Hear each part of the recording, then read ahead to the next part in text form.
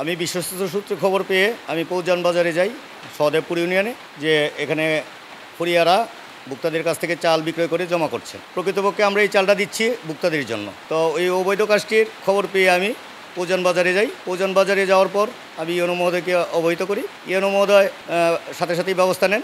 উনি থানায় কথা বলেন এবং ওসি এসে 126 বস্তা চাল উদ্ধার করেন পরবর্তীতে, এবং এটা থানায় আছে অলরেডি।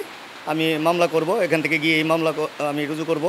আমাকে খবর জানান যে বিলবর্ণী বাজারের একটি ঘরে আপনারা দেখতে পাচ্ছেন 94 বস্তা চাল, যে চালটা আমরা বিলি বিতরণ করি ভোক্তাদের মাঝে।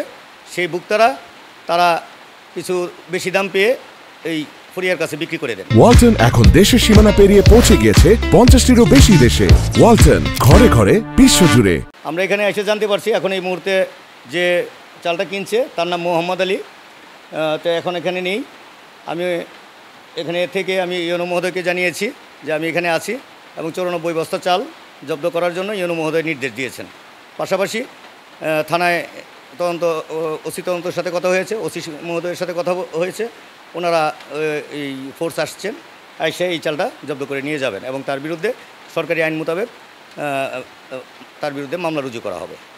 এই ব্যাপারে তদন্ত হবে। তবে এই ব্যাপারে এই অফিসের বিষয় এবং ওই যে ডিলারের বিষয়টি আপনারা ইতিমধ্যে কিছুক্ষণ আগে দেখেছেন যে এই ফরিয়া যিনি কিনেছেন তিনি কিন্তু কোনো ডিলারের নাম বলে নাই, তিনি ভোক্তাদের নাম বলেছেন।